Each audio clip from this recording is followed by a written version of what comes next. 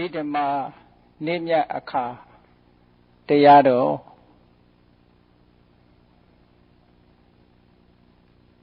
အဘိဓမ္မာနေမြတ်အခါလို့ဘုရားမြတ်စွာရဲ့သာသနာတော်မှာ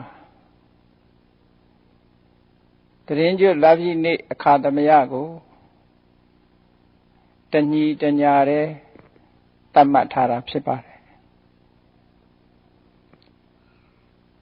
တရင်ကျွလာပြီနေ့အခါသမယဟာအဘိဓမ္မာနေမြတ်အခါသာမဟုတ်ပဲမြတ်ဗုဒ္ဓနဲ့ဆက်လျင်းလွယ်မှတ်တမ်းတင်ရမယ့်အခါသမယဖြစ်ပါတယ်တန်ဃာတော်တွေနဲ့ဆက်လျင်းပြီးတော့လည်းပဲမှတ်တမ်းတင်ရမယ့်နေထူးနေမြတ်ဖြစ်ပါတယ်တန်ဃာတော်တွေနဲ့ဆက်လျင်းပြီးတော့တရင်ကျွလာပြီနေ့အခါသမယဟာဘုရားမြတ်စွာပြည့်ညတ်တော်မူခဲ့တဲ့ဝိနည်းတရားတော်အရာတန်ဃာတော်တွေဟာစုပေါင်းညီညာမဟာပပဝရဏပွဲဆင်နေခြင်းပါရာအခါသမယဖြစ်လို့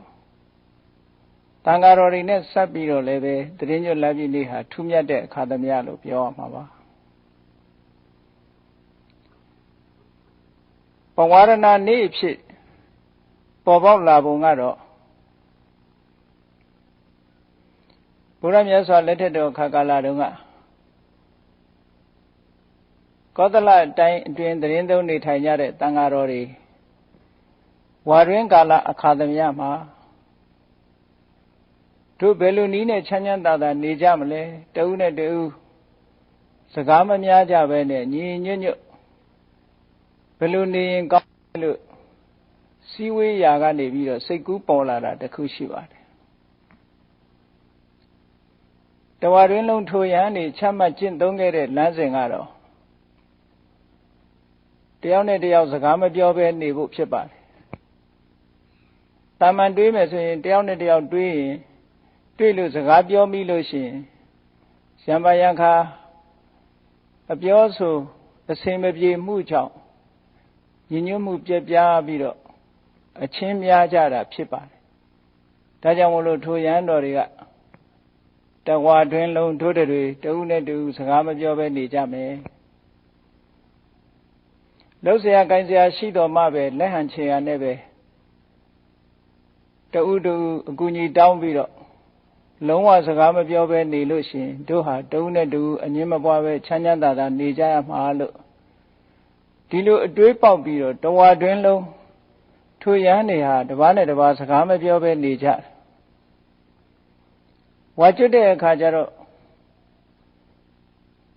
ဘုရားမြတ်စွာစီသွားရောက်ပြီးတော့ကြော့ကြတယ်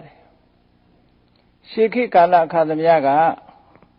ဝါကျွတ်ပြီးဆိုလို့ရှိရင်မြတ်စွာဘုရားစီသွားရောက်ကြော့လေးရှိကြတယ်ဒီရန်တော်တွေဟာလည်းဘုရားစီသွားရောက်ပြီးတော့ကြော့ကြတော့မြတ်စွာဘုရားကမေးတယ်ကျမ်းမာကြရဲ့လားနေထိုင်အဆင်ပြေကြရဲ့လားဆုံးကောအဆင်ပြေကြရဲ့လားညီညွတ်ညွတ်နေထိုင်ကြရရဲ့လားလို့ဒီမေးခွန်းတွေမေးတဲ့အခါကျတော့ကျမ်းမာကြောင်းဆုံးကုန်ပင်မမှုမရှိကြောင်းညီညွတ်ညွတ်နေကြရကြောင်းလျှောက်ထားတော့မြတ်စွာဘုရားကသိတော်မူလို့ဆက်ပြီးတော့မေးတာမြတ်စွာဘုရားကမေးပြီးဆိုလို့ရှိရင်တိရတန်းနဲ့မေးတဲ့မေးခွန်းတွေကြည့်ပါပဲဘာဖြစ်လို့မေးတုံးလို့ဆိုတော့ကာယကံရှင်ကပြောတာကိုအကြောင်းပြုပြီးမြတ်စွာဘုရားကတရားဟောမယ်ဆိုတဲ့ရည်ရွယ်ချက်ရဲ့တန်ဃာတော်တွေကိုဝိနည်းစည်းကမ်းဥပဒေတစ်ခုပြညတ်မယ်ဆိုတဲ့ရည်ရွယ်ချက်ရဲ့ဒီလိုရည်ရွယ်ချက်နှစ်ခုနဲ့ဒီဟန်နေဝါတွင်ကာလမှာမြည်တို့မြည်ဖို့နေထိုင်ကြတယ်ဆိုတာမြတ်စွာဘုရားသိပြီးသားဖြစ်တယ်အေးဘယ်လိုနည်းနဲ့နေထိုင်လို့တဦးနဲ့တဦးညီညီညွတ်ညွတ်နေကြတယ်လေလို့မြတ်စွာဘုရားကမေးတဲ့အခါအရှင်ဘုရားတပည့်တော်တို့ဟာတပားနဲ့တပားလုံးဝစကားမပြောကြပါဘူးကိစ္စဝိစ္စရှိတော်မှပဲလက်ဟန်ခြေဟန်ပြပြီးတော့တပားနဲ့တပားဆက်သွယ်ကြပါတယ်လို့ ဒီလိုပြောတော့မြတ်စွာဘုရားကရှုတ်ချတယ်ကဲ့ရဲ့တယ်အဲ့ဒီယဟန်တွေကိုတဦးနဲ့တူတဝါတွင်းလုံးစကားမပြောဘဲနေတာဒိဋ္ဌိတွေကျင့်တဲ့မူကပ္ပတ္တလို့ဆိုတဲ့အကျင့်မျိုးကိုကျင့်တာပဲမူကပ္ပတ္တဆိုတာဆွမ်းအားနာမကြားတွေဟာစကားမပြောနိုင်ကြဘူးသင်တို့တွေဟာလည်းပဲတစ်ပါးနဲ့တစ်ပါးစကားမပြောဘဲနေတာဟာဆွမ်းအားနာမကြားမူကပ္ပတ္တလို့ဆိုတဲ့ဆွမ်းအားနေတဲ့ပုဂ္ဂိုလ်တွေကျင့်တဲ့အကျင့်မျိုးကျင့်တာမြတ်စွာဘုရားကသင်တို့ဟာဒါရင်မကဘူးပတုတံဝါဒလို့ခေါ်တဲ့ကျွဲတွေနွားတွေဆက်ဆံရေးလိုပဲစကားမပြောဘဲနေကြတယ်စိတ်တွေသိုးတွေရဲ့ဆက်ဆံရေးလိုဒီလိုနေကြတယ်ဒီလိုနေတာဟာကောင်းတာမဟုတ်ဘူးလို့တဦးနဲ့တူမြတ်စွာဘုရားကပြောတဲ့စကားဆိုရင်ပြောရမယ်အကျိုးရှိတဲ့စကားကိုပြောရမယ်တဦးနဲ့တူလုံးဝစကားမပြောဘဲကျင့်တယ်ဆိုတဲ့အကျင့်ကိုမြတ်စွာဘုရားရှုတ်ချတယ်မူကပ္ပတ္တဒိဋ္ဌိယသမာဒါနတဲ့ဆွမ်းအားနာမကြားတဲ့ပုဂ္ဂိုလ်တွေစကားမပြောနိုင်တယ်လို့ပဲသင်တို့လည်းစကားမပြောဘဲနေတဲ့ဒိဋ္ဌိတွေရဲ့အကျင့်ကိုကျင့်တာပဲလို့ဒီလိုရှုတ်ချပြီးတော့တပားနဲ့တပားပဝါရဏပြုဖို့ဆိုတဲ့စနစ်တစ်ခုပေါ်လာတာဖြစ်ပါတယ်အဲ့တော့မြတ်စွာဘုရားရဲ့အလိုဆန္ဒတော်ကတူတူနေကြတဲ့အခါမှာစကားမပြောဘဲနေတာကိုမြတ်စွာဘုရားမကြိုက်ဘူးပြောတဲ့ပြောထိုက်တဲ့အခါမှာအကျိုးရှိတဲ့စကားမျိုးကိုပြောရမယ်မြတ်စွာဘုရားကိုရောမြတ်ကိုရောတိုင်းဒီပင်လင်းစကားပြောတဲ့အခါမှာအကျိုးရှိတဲ့စကားဖြစ်ရမယ်မှန်ကန်တဲ့စကားဖြစ်ရမယ်သို့တော့အကျိုးရှိပြီးတော့မှန်ကန်တဲ့စကားသည်တစ်ဖက်သားကကြိုက်ချင်ကြိုက်မယ်မကြိုက်ချင်မကြိုက်ဘူးမြတ်စွာဘုရားကမှန်တာနဲ့အကျိုးရှိတာဒီနှစ်ခုပဲကြည့်တယ်အကျိုးရှိတာအကျိုးရှိမယ်မှန်မယ်ဆိုလို့ရှိရင်တစ်ဖက်သားကမကြိုက်လဲပြောသင့်ရင်ပြောမယ်ပြောသင့်တဲ့အချိန်ရောက်ရင်ပြောတယ်တစ်ဖက်သားကကြိုက်တဲ့အခါမှာလဲပြောသင့်တဲ့အချိန်ကြမှာပြောတယ်ဒါကြောင့်မို့မြတ်စွာဘုရားကသူကတော်ဆိုတဲ့ဂုဏ်တော်ကြီးပေါ့ကျိုးရှိတယ်မှန်တယ်သို့တော့သူတစ်ပါးကြိုက်တယ်သူတစ်ပါးမကြိုက်ဘူးဆိုတဲ့ဒီစကားနှစ်မျိုးကိုသာမြတ်စွာဘုရားမိန့်ကြားလေးရှိတယ်အဲ့ဒီအတိုင်းပဲယဟန်တော်များကိုလည်းပဲမြတ်စွာဘုရားလိုက်နာကျင့်သုံးစေတယ်ဘာဖြစ်လို့တုံးဆိုအဖွဲ့အစည်းတရားဟာတယောက်နဲ့တယောက်စကားမပြောဘဲနေတယ်ဆိုတဲ့အကျင့်ဟာကောင်းတဲ့အကျင့်မဟုတ်ဘူးတဲ့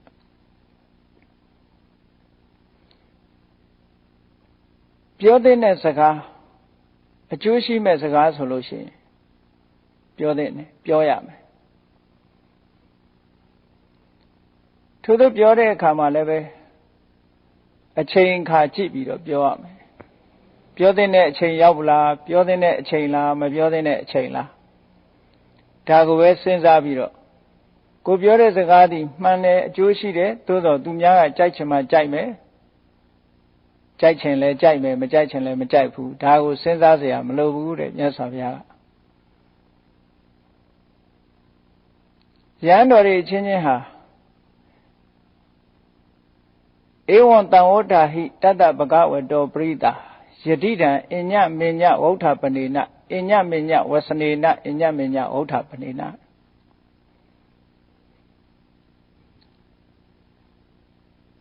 ရဟန်းတော်များအချင်းချင်းမှာတစ်ပါးနဲ့တစ်ပါးပြောရဆိုရမယ်ဆိုဆုံးမရမယ်တတိပေးရမယ်အချင်းချင်းကူညီပြီးတော့အပြစ်ရှိရင်လည်းထိုအပြစ်ကလွတ်မြောက်အောင်ဝိုင်းဝန်းဆောင်ရှောက်ရမယ်အချင်းချင်းပြောဆိုဆုံးမခြင်းဝိုင်းဝန်းကူညီပံ့ပိုးခြင်းဖြင့်မြတ်စွာဘုရားရဲ့တပည့်ပရိသတ်တွေဟာသီလသမารိပညာလို့ဆိုတဲ့အရည်အသွေးတွေတိုးတက်တာလို့မြတ်စွာဘုရားကဒီလိုမူချထားတာဖြစ်တယ်အခုလိုဒီယဟန်တော်တွေဟာတဝါတွင်းလုံးဘာစကားမှမပြောဘဲနဲ့တုံဒီဘောဝစီဘိတ်ကျင့်တာကိုမြတ်စွာဘုရားက ကဲ့ရဲ့ရှုတ်ချပြီးတော့သိက္ခာပုဒ်တစ်ခုအနေနဲ့ဝိနည်းစည်းကမ်းပြညတ်တော်မူခဲ့တယ်အနုဇာနာမိဘိက္ခွေဝတ္တံဥဋ္ဌာဏံ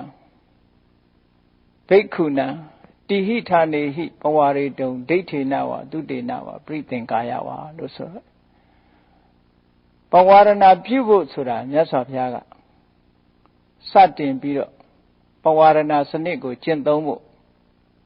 ပြညတ်တော်မူခဲ့ပါတယ်တည်င်းကျွတ်တဲ့အခါမှာတဲ့ယဟန်တန်ကအချင်းချင်းမြင်တာနဲ့ပဲဖြစ်စေကြားတာနဲ့ပဲဖြစ်စေတန်တရားရှိတဲ့အကြောင်းအရာနဲ့ပဲဖြစ်စေတပည့်တော်ကိုပြောပါဆွဆုံးမပါလို့တူဖိတ်ပါတဲ့မြတ်စွာဘုရားကမပြောဘဲမနေပါနဲ့ပဝါရဏဆိုတာဖိတ်ကြားခြင်းကိုခေါ်တာပါယဟန်တော်တွေဟာတပါးတပါးမပြောဝတ်မဆုံဝတ်မရှိစေရဘူးအချင်းချင်းပြောရမယ်ကြီးတဲ့ပုဂ္ဂိုလ်ကလည်းငယ်တဲ့ပုဂ္ဂိုလ်ပြောနိုင်တယ်ငယ်တဲ့ပုဂ္ဂိုလ်ကလည်းကြီးတဲ့ပုဂ္ဂိုလ်ပြောနိုင်တယ်အဲ့ဒီလိုတပါးနဲ့တပါးဖိတ်ကြားတာကိုပါဠိဘာသာနဲ့ပဝါရဏလို့ခေါ်တာပါဖိတ်ကြားတဲ့အခါမှာအချက်၃ချက်နဲ့ဖိတ်ကြားတာတပည့်တော်နဲ့ပတ်သက်ပြီးတော့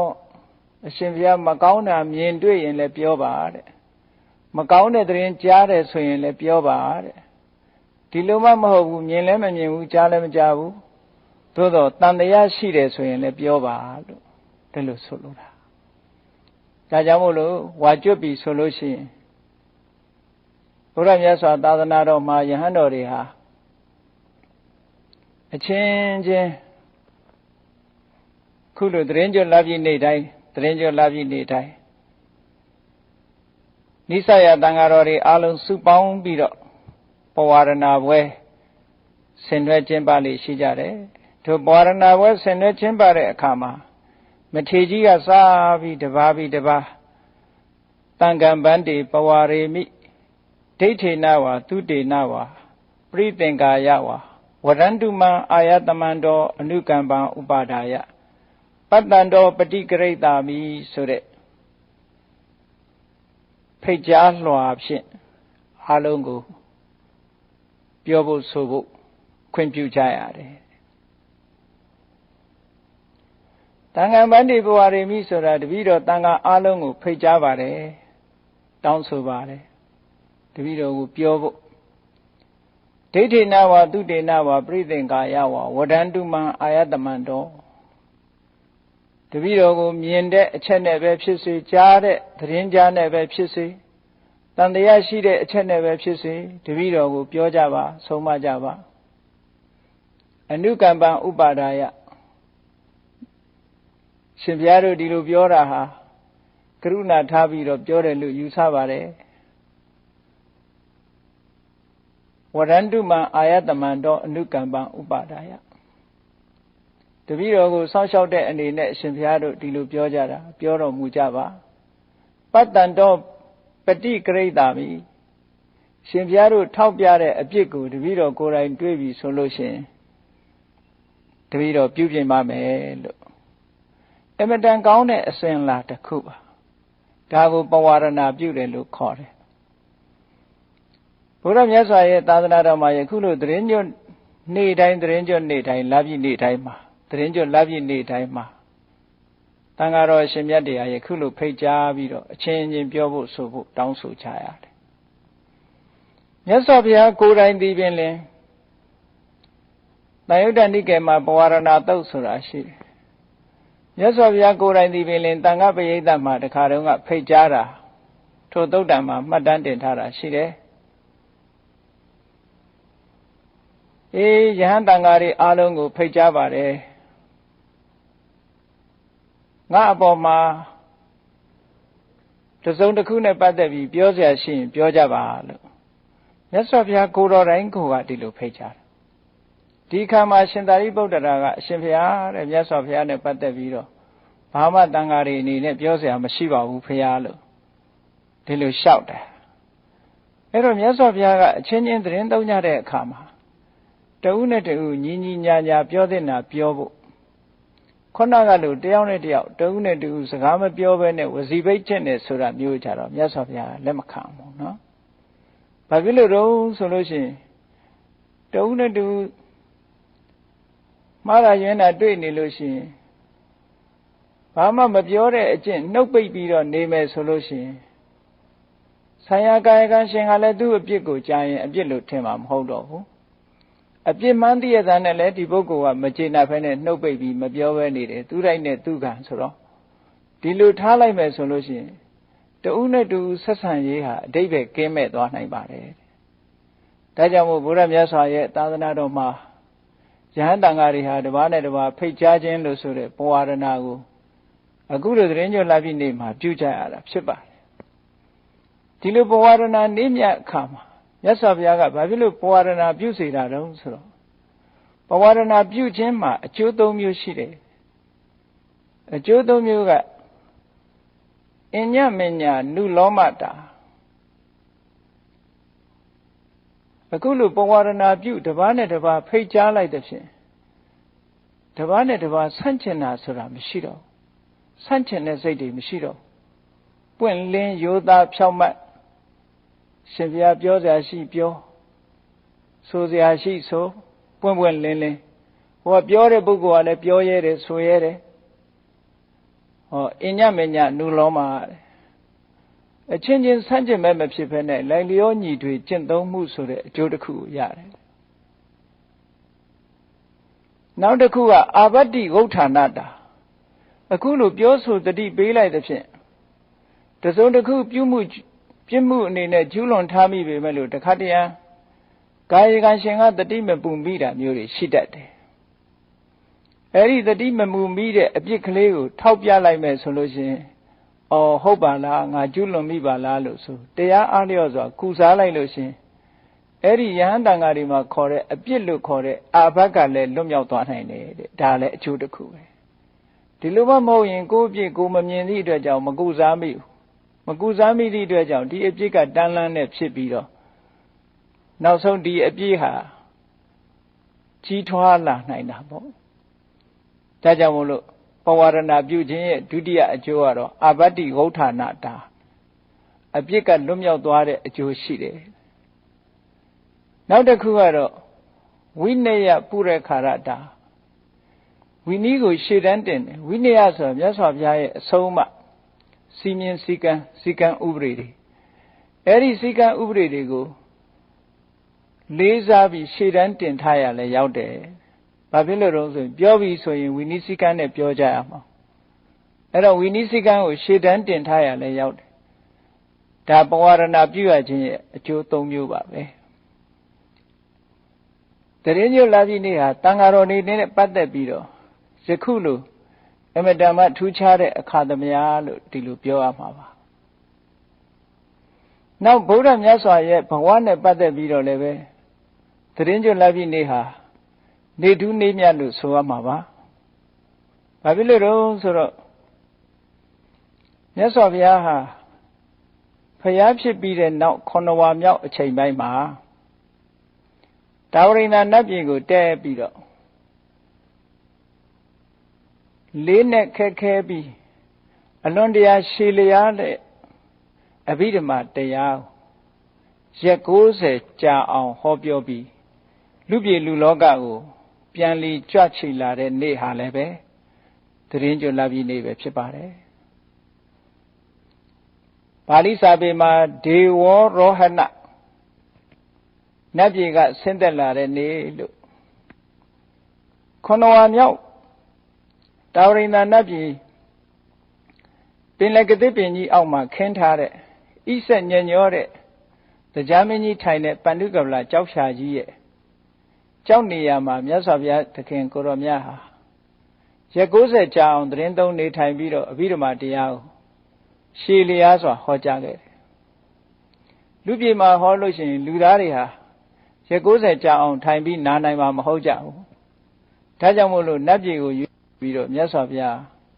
အမတန်မှရှည်လျားတဲ့အဘိဓမ္မာတရားတော်ရက်90ကြာမြတ်တာဝရိန္ဒနတ်ပြည်မှာဟောပြီးလို့ဒီကနေ့လိုသတင်းကျွတ်လပြည့်နေ့အခါသမယမှာ အဘိဓမ္မာတရားဟောကြားအဆုံးသတ်ပြီးဆုံးတဲ့အခါမှာလူပြည်လူလောကကိုပြန်ပြီးတော့ကြွလာအဲ့ဒါလို့ကြွလာတဲ့အခါမှာခန်းခန်းနားနားနဲ့စัจ java တိုက်တောင်းမှရှိကြတဲ့နတ်မြမအပေါင်းတွေခြံရံပြီးတော့မြတ်စွာဘုရားသခင်ကိုရောမြတ်ဟာလူပြည်ကိုစောင်းတန်းကြီး၃သွယ်ကနေပြီးတော့တလန်းချင်းကြွလာတာပါအမတမထူးခြားတဲ့မြင်ကွင်းတစ်ခုဖြစ်မှာပါတရားမင်းကြီးတို့ဗြဟ္မာမင်းကြီးတို့နတ်ဗြဟ္မာအပေါင်းတွေဟာဝဲရရှေ့နောက်ကခြံရံပြီးတော့မြတ်စွာဘုရားကိုလူပြည်အပြန်မှာလိုက်ပြီးတော့ပို့ကြတာတရားမင်းကြီးရဲ့တာဝရိန္ဒာနတ်ပြည်ကစောင်းတန်းဦးကနေပြီးတော့လူပြည်လူလောကသင်္ကတ္တနဂရလို့ခေါ်တဲ့သင်္ကတ္တမြို့တကားအနီးမှာစောင်းတန်းချေထင်ရှားပေါ်လာပြီးတော့ရွှေစောင်းတန်းငွေစောင်းတန်းဗရမ ्या စောင်းတန်းလို့အမတန်မှကြီးကျယ်ခမ်းနားပြီးတော့လှပဆန်းပြားတဲ့လှေကားကြီး၃စင်းပေါ့စောင်းတန်းလှေကားကြီး၃စင်းမှာမြတ်စွာဘုရားသခင်ကိုရောမြတ်အလဲစောင်းတန်းကနေပြီးတော့ဘုရားရှင်ကိုရောမြတ်ကြွချီတယ်ဝဲရကတရားမင်းတို့ဗြဟ္မာမင်းတို့နတ်တွေဗြဟ္မာတွေကအားလုံးကိုလိုက်ပါပြီးတော့မြတ်စွာဘုရားလူပြည်အပြန်မှာလိုက်ပြီးတော့ပို့ကြတာအဲ့ဒီလူပြည်အပြန်လိုက်ပြီးတော့ပို့တဲ့နေ့ဟာလည်းပဲခုလိုသတင်းကြွလာပြီးနေပဲဖြစ်ပါတယ်လူပြည်မှာရှိကြတဲ့ဘုရားမြတ်စွာကိုကြီးညိုကြတဲ့တရားတော်မတွေဘုရားမြတ်စွာရဲ့တပည့်တန်ဃာတွေအားလုံးဟာပရိသတ်အံ့ဩပနံအလွန်ချီးမားတဲ့ထုထေချီးမားလာတဲ့အလွန်မြောက်များစွာတန်းချီရှိတဲ့ပရိသတ်ကြီးဟာမြတ်စွာဘုရားကြွလာမဲ့ဆင်းသက်ရောက်ရှိလာမဲ့စောင်းတန်းခြေကနေပြီးသင်္ကတ္တနယ်တခွင်လူတွေအားလုံးရာဇဂိုတို့တာဝတိတို့ကစလူတွေအကုန်လုံးလာပြီးတော့မြတ်စွာဘုရားတာဝရိန္ဒာနတ်ပြည်ကဆင်းသက်မဲ့သင်္ကတ္တကိုအားလုံးလာရောက်ပြီးတော့စုယုံကမြတ်စွာဘုရားကိုလာရောက်ပြီးတော့ကြိုဆိုကြတာဒီကနေ့သတင်းကြွလာပြီးနေပဲအဲ့လိုကြိုဆိုကြတဲ့အချိန်မှာရှေ့ဆုံးကနေပြီးတော့မြတ်စွာဘုရားဆင်းကြွလာလို့စောင်းတန်းလေကနောက်ဆုံးအဆင့်ကိုရောက်တဲ့အခါကျတော့ပထမဆုံးမြတ်စွာဘုရားကိုကြိုးဆိုနှုတ်ဆက်ခွင့်ရတာတော့ရှင်သာရိပုတ္တရာဘုရားမြတ်စွာရဲ့အက္ခတဝကပထမဆုံးတပည့်ကြီးပညာအရာမှာဣတရက်အရာဖြင့်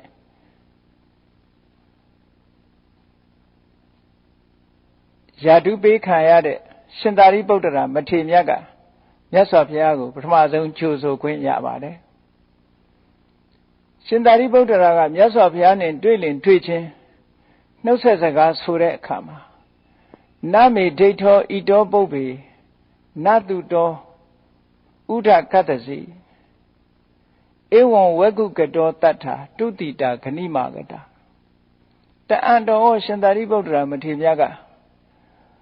အခုလိုနတ်မြတ်ပရိသတ်ခြံရံပြီးတော့နတ်ပြည်ကနေလူပြည်ကိုအခုလိုကြွလာတဲ့ဟာမျိုးကိုတပည့်တော်ကိုယ်တိုင်ဘယ်တော့မှလည်းမမြင်ဘူးဖျားတဲ့ဘသူစီကမှလည်းသတင်းမကြားဘူးဆိုပြီးတော့အခုလိုကြွလာတာကိုယ်တိုင်မြင်လဲရတော့အလွန်ကိုပဲဝမ်းမြောက်ဝမ်းသာဖြစ်မိကြောင်းရှင်သာရိပုတ္တရာမထေရမြတ်ကကြိုးဆိုနှုတ်ဆက်ရင်မြတ်စွာဘုရားကိုလျှောက်ကြားခဲ့ပါတယ်အဲ့ဒီလိုခန်းခန်းနားနားနဲ့မြတ်စွာဘုရားသခင်ကိုရောမြတ်တာဝရိန္ဒာနတ်ပြည်ကအဘိဓမ္မာဟောကြားပြီးတော့လူပြည်လွန်လောကကြွလာတဲ့နေ့ဟာယခုလိုသတင်းကြွလာပြီးနေပဲဖြစ်ပါတယ်ဒါကမြတ်စွာဘုရားဘဝနဲ့ပတ်သက်ပြီးတော့ထူးခြားတဲ့အမှတ်အသားတစ်ခုပါတရားနဲ့ပတ်သက်ပြီးတော့မှတ်သားစရာကတော့ဒီကနေ့သတင်းကြွလာပြီးနေ့ကိုအဘိဓမ္မာနေ့မြတ်အခါအဘိဓမ္မာအခါတော်နေ့လို့တရားနဲ့ပတ်သက်လာလို့ရှိရင်လေဒီလိုသတ်မှတ်ထားကြပါတယ်အဘိဓမ္မာအခါတော်နေ့လို့ဆိုပေမဲ့အဘိဓမ္မာတရားတော်ကိုစပြီးတော့ဟောတဲ့နေ့မဟုတ်ပါဘူး အဘိဓမ္မာတရားတော်ရက်90ကြာတာဝရိန္ဒာနတ်ပြည်မှာဟောလို့ထိုနေ့မှာပဲအဘိဓမ္မာတရားတော်တရားပွဲကြီးပြီးဆုံးတဲ့နေ့လို့ဒီလိုဆိုရမှာပါအဘိဓမ္မာတရားဆိုတာအလွန်ကိုလေးနက်တဲ့တရားရုပ်တရားနံတရားတွေကိုပြည့်ပြည့်စုံစုံခွဲခြားရှင်းလင်းဟောကြားတဲ့တရားသုတ္တံမှာဟောထားတဲ့ရုပ်ဓမ္မနံဓမ္မတွေအကြောင်းကတခါတရံပြည့်ပြည့်စုံစုံမဟုတ်ပါဘူးနာယူတဲ့ပုဂ္ဂိုလ်ရဲ့လူအင်ဆန္ဒနဲ့ကိုက်ညီုံမြတ်စွာဘုရားဟာတတ္တဝါတွေရဲ့အစ္ဆတရားနဲ့ကိုက်ညီုံညှိပြီးတော့ဟောတာမျိုးဖြစ်ပါတယ်အဘိဓမ္မာကြတော့ဒီလိုမဟုတ်ဘူးလုံးဝပြည့်ပြည့်စုံစုံရုပ်တရားနံတရားတွေနဲ့ပတ်သက်ပြီးတော့လုံးဝချင်းချံမှုမရှိအောင်ဟောတာဖြစ်လို့ဒီအဘိဓမ္မာကိုအတိရေကဓမ္မာတဲ့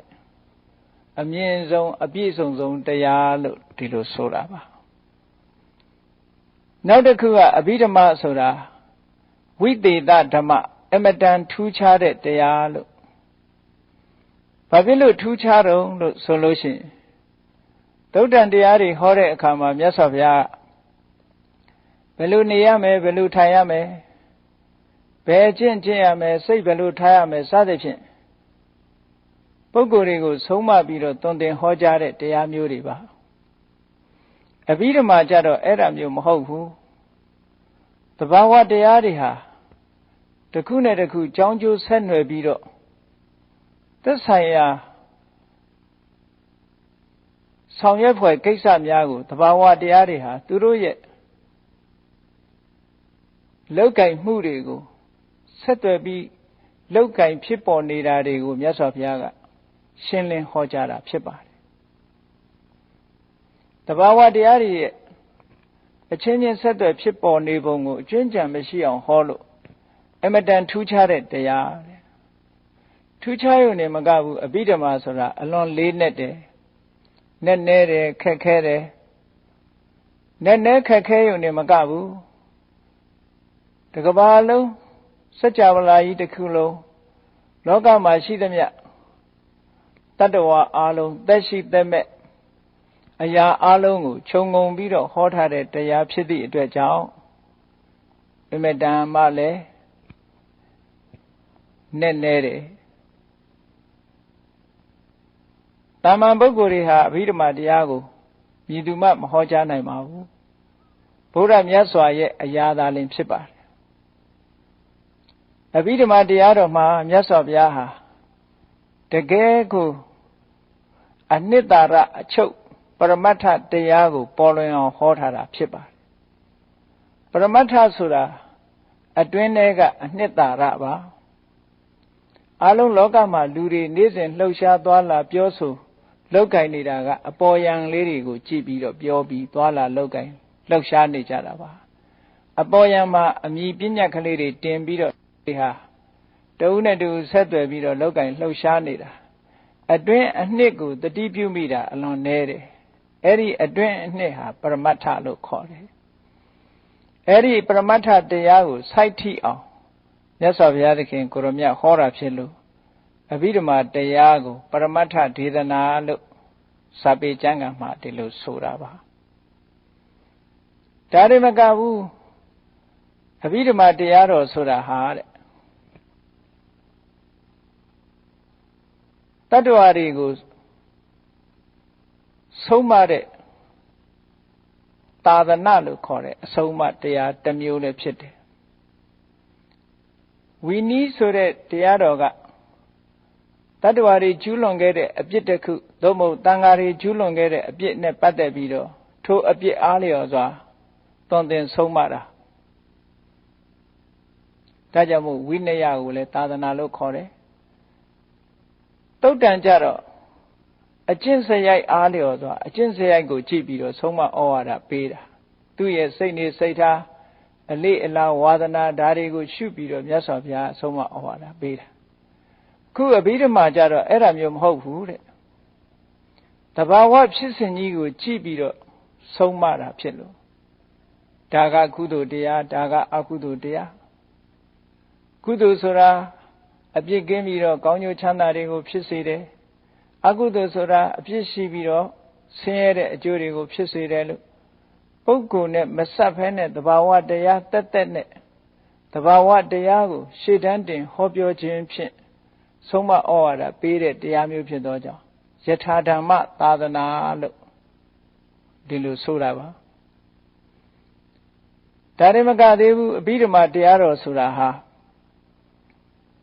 နာမရူပပြိစေတာကထာတဲ့အဘိဓမ္မာတရားတော်မှာအလေးနဲ့ထားပြီးတော့ရှင်းလင်းဟောကြားနေတာတော့လူတွေရဲ့တဏ္ဍာမှာတတ္တဝါအလုံးရဲ့တဏ္ဍာမှာဖြစ်ပေါ်နေတဲ့စိတ်တရားနဲ့ယုတ်တရားသို့မဟုတ်နာမ်တရားနဲ့ယုတ်တရားဒီနှစ်ပါးကိုပြည့်ပြည့်စုံစုံအကုန်အစင်တစ်ခုမှမကြံရအောင်ခွဲခြားစိတ်ပြပြီးတော့ဟောကြားတာ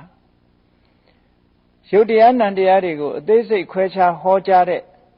ဒေသနာတော်မျိုးကထာမျိုးဖြစ်သောကြောင့်နာမရူပပြိစေတာကထာလို့ဒီလိုအဘိဓမ္မာဒေသနာတော်ရဲ့ထူးခြားတဲ့ဝိသေသဒီအဘိဓမ္မာဒေသနာတော်ကြီးကိုမြတ်စွာဘုရားသခင်ကိုရောမြတ်ဟာ9ဝါမြောက်တဲ့အချိန်မှာတာဝရိန္ဒနတ်ပြည်ကိုတက်တာဝရိန္ဒနတ်ပြည်ကိုရွေးချယ်ရခြင်းကဒီအဘိဓမ္မာဒေသနာတော်ကြီးဟောပြောဖို့ဟာအချိန်ကရက်ပေါင်း90 3 လတာမှ3 လကြာအောင်ဟောရမှာဖြစ်တော့3 လကြာအောင်နာယူနိုင်တဲ့ပုဂ္ဂိုလ်တွေနဲ့ထိုကဲ့သို့ဟောလို့ဖြစ်မဲ့နေရာဒေသမျိုးကိုမြတ်စွာဘုရားကရွေးချယ်တာဝရိန္ဒနတ်ပြည်တာဝရိန္ဒနတ်ပြည်ဆိုတာကလူပြည်မှာအနှစ်တရာမှတာဝရိန္ဒနတ်ပြည်မှာတရက်ပဲရှိသေးတယ်ရက်အနေနဲ့ဆိုလို့ရှိရင်သူတို့ကလူပြည်ကအမတန်မှတိုးတယ်လူပြည်အနှစ်တရာမှဟိုကတရက်ပဲရှိသေးတယ်ဆိုတော့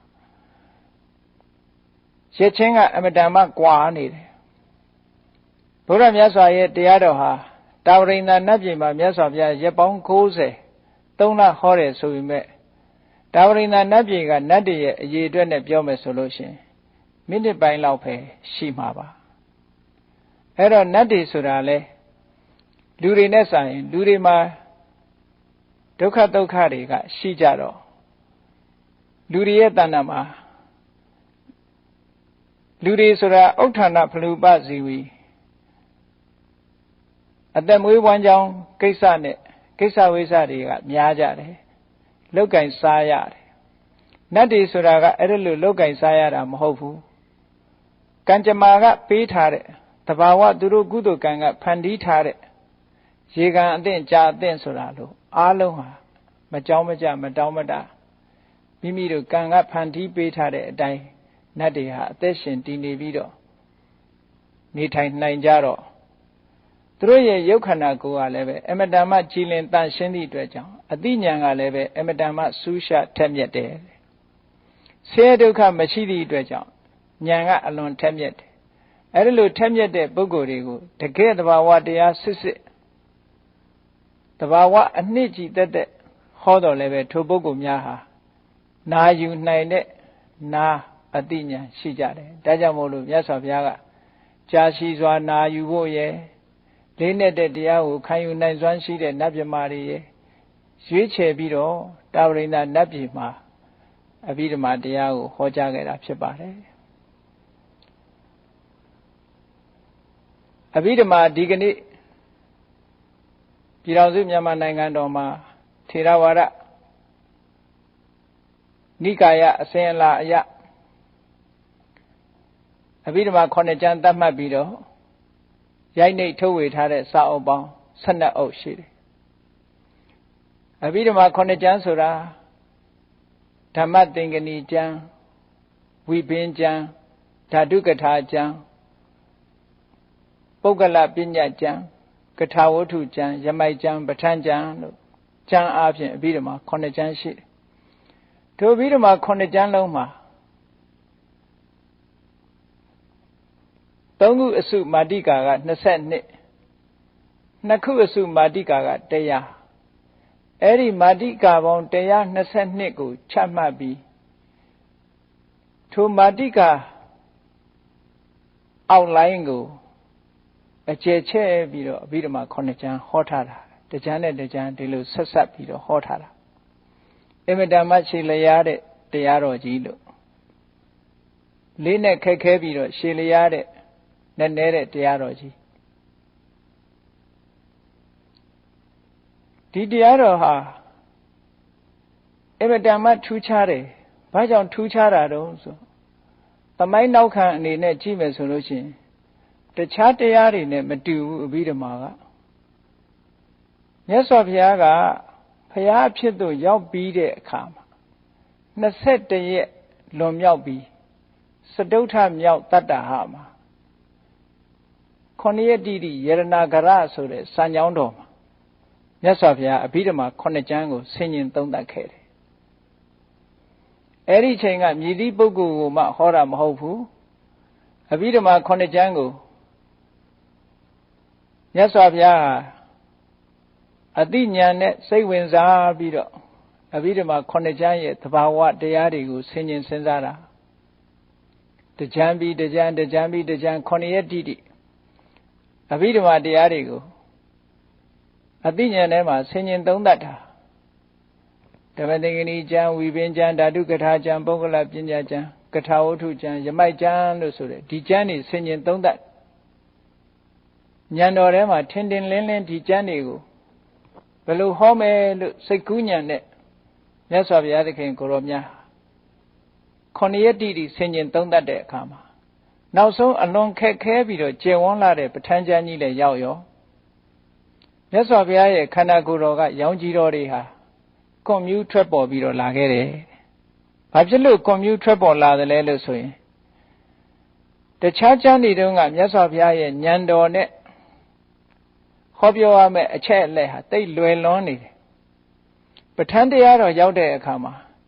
ဉာဏ်တော်ကြီးကလည်းထက်မြက်ဆူးရှာပဋ္ဌာန်းတရားတော်ကြီးကလည်းအမတန်နည်းနည်းကျယ်ဝန်းဆိုတော့ဉာဏ်နဲ့ဒီပဋ္ဌာန်းကျမ်းကြီးရဲ့အကျယ်အဝန်းတွေကအံကြလို့ဖြစ်လာတဲ့အခါမှာမြတ်စွာဘုရားရဲ့ခန္ဓာကိုယ်တော်ကရောင်ကြီးတော်တွေထွက်လာတယ်ပီတိတွေဖုံးပြီးတော့အသိဉာဏ်ကျက်စားလို့အမတန်ကောင်းတဲ့အနေအထားမျိုးဖြစ်လို့ရှင်တော်မြတ်ဘုရားဟာဝမ်းမြောက်ဝမ်းသာပီတိတွေဖြစ်ပြီး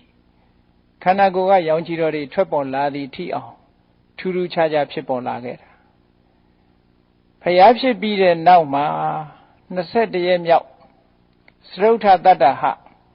21ရက်မြောက်ရဲ့နောက်ပိုင်း9ရက်မှာမြတ်စွာဘုရားသည်အဘိဓမ္မာတရားကိုအသိဉာဏ်တော်ဖြင့်ဆင်ញင်စဉ်းစားခဲ့တာဒါပထမဆုံးအကျင့်ဖြစ်သည့်အတွက်ကြောင့်ထိုယတ္တတ္တပကိုအဘိဓမ္မာယတ္တတ္တပလို့ဒီလိုမှတ်တမ်းတင်ဖို့ကောင်းပါတယ်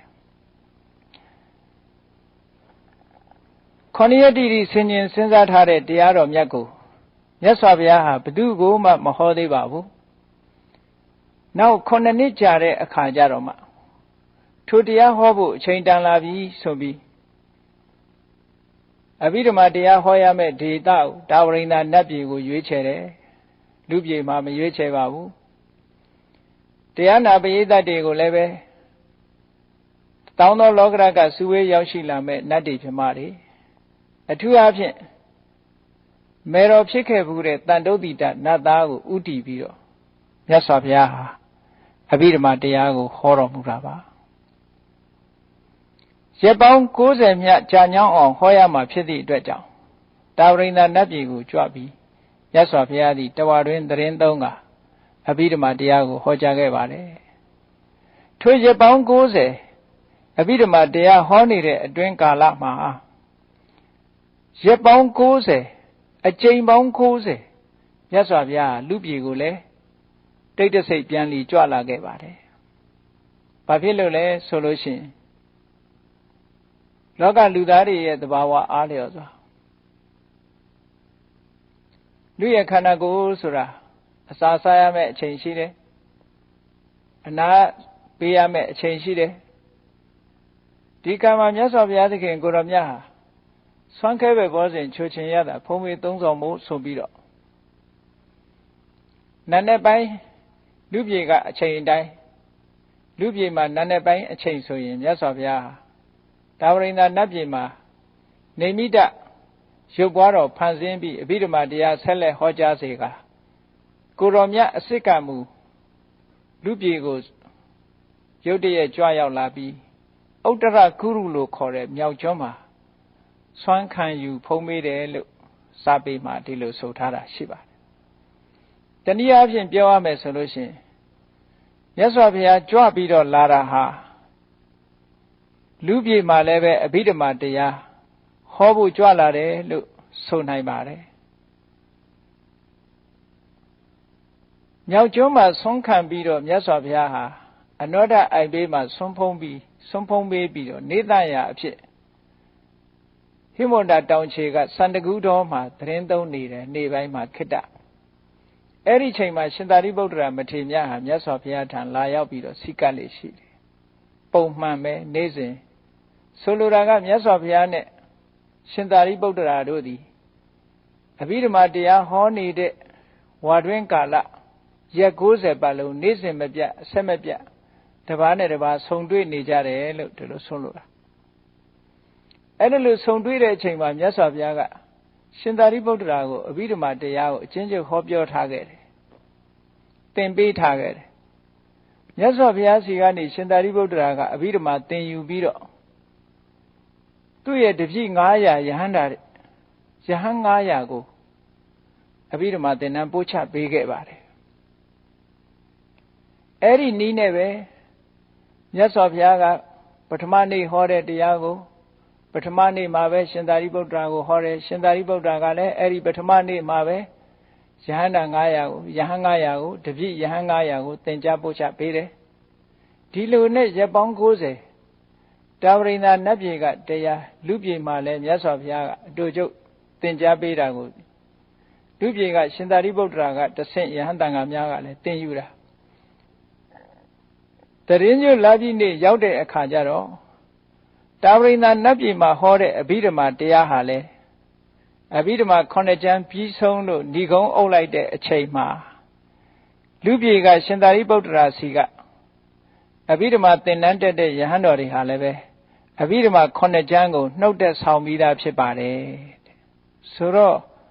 တာဝရိန္ဒနတ်ပြည်မှာဟောတဲ့အဘိဓမ္မာ9ကျမ်းလူပြည်မှာဟောတဲ့အဘိဓမ္မာ9ကျမ်းတပြိုင်နဲ့တရားဏိဂုံးအုပ်နိုင်တယ်လို့ဒီလိုဆိုတာပါအဲ့တော့ထူးခြားမှုကတော့ဘယ်လိုရှိတုံးဆိုရင်အခုပြောခဲ့တာကိုကြည့်မယ်ဒီမှတ်တမ်းတွေကိုကြည့်မယ်ဆိုလို့ရှိရင်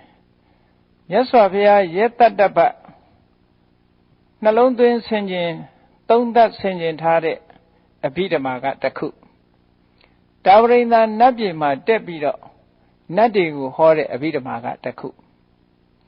လူပြည်မှာရှင်သာရိပုတ္တရာကိုသင်ကြားပေးတော့ရှင်သာရိပုတ္တရာကထပ်ဆင့်ပြီးတော့သင်ကြားပေးတဲ့အဘိဓမ္မာကတစ်ခုလို့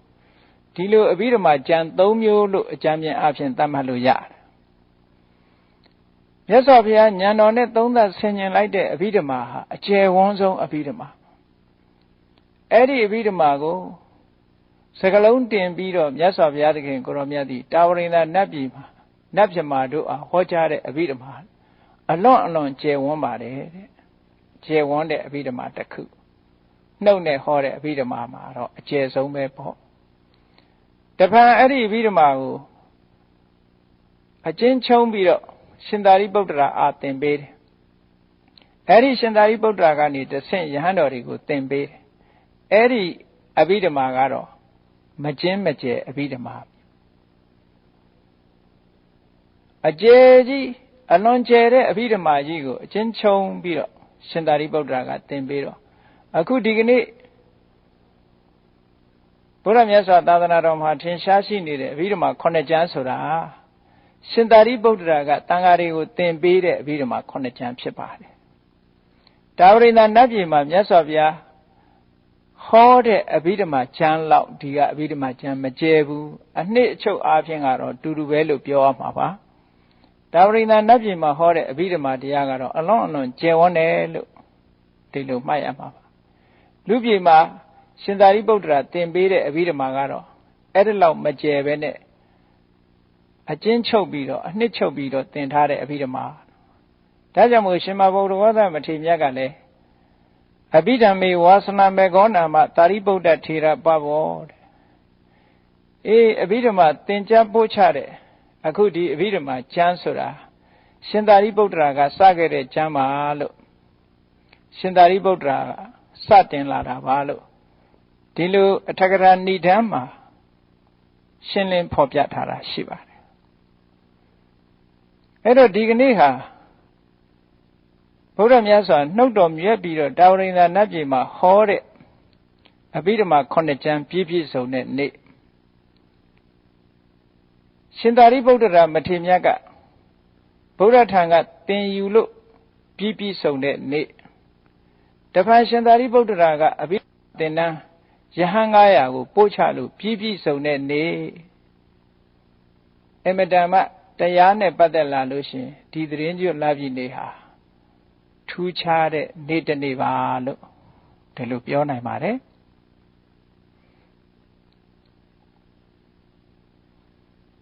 အဲ့လိုထူးခြားတဲ့အဘိဓမ္မာတရားဆိုတာဓမ္မသင်္ကနီကျမ်းဆိုတာကန္တ4ရပ်နဲ့ချက်ဖွင့်ပြီးတော့စိတ်ရဲ့သဘာဝတွေစေတသိက်ရဲ့သဘာဝတွေရုပ်ရဲ့သဘာဝတွေကိုချမှတ်ထားတဲ့မာတိကာအားလျော်စွာဓမ္မသင်္ကနီကျမ်းကိုမြတ်စွာဘုရားရှင်းလင်းဟောကြားထားတာဖြစ်တယ်အထူးသဖြင့်ကတော့ပဋ္ဌာန်းကျမ်းကြီးဆိုတာအမတန်မှလေးနဲ့ခက်ခဲပြီးအကြောင်းအကျိုးဆက်နွယ်ပြီးတော့ကမ္ဘာလောကကြီးတစ်ခုလုံးသက်ရှိသက်မဲ့တတ္တဝါအလုံးဟာတစ်ခုနဲ့တစ်ခုဆက်နွယ်ပြီးတော့ဖြစ်ပေါ်နေပုံကိုဟောထားတာဖြစ်လို့အလွန်ပြည့်စုံပြီးကျယ်ဝန်းလှတဲ့အဘိဓမ္မာကျမ်းကြီးဖြစ်တယ်ဒီလိုထူးခြားလေးနဲ့တဲ့အဘိဓမ္မာကျမ်းကြီးတွေကိုသင်ယူရတာဘယ်လိုအကျိုးတွေရှိနိုင်သလဲလို့ဆိုရင်မြတ်စွာဘုရားကဒီအထက်ကရာဆရာကြီးများကရှင်းပြီးတော့ပြတယ်အဘိဓမ္မာသင်ယူခြင်းဖြင့်အသိပညာပွင့်လင်းလာနိုင်တယ်အသိပညာပွင့်လင်းလာခြင်းဖြင့်အမတန်ထူးခြားတဲ့ခွဲခြားစိတ်ပြနိုင်တဲ့ပဋိသင်္ပိဒါဉာဏ်မျိုးဆိုတာရရှိနိုင်တယ်လောကမှာခွဲခြားစိတ်ပြနိုင်မှုဆိုတာမလုံနိုင်လို့ရှိရင်အရာရာဟာတခုတည်းလို့ထင်ပြီးတော့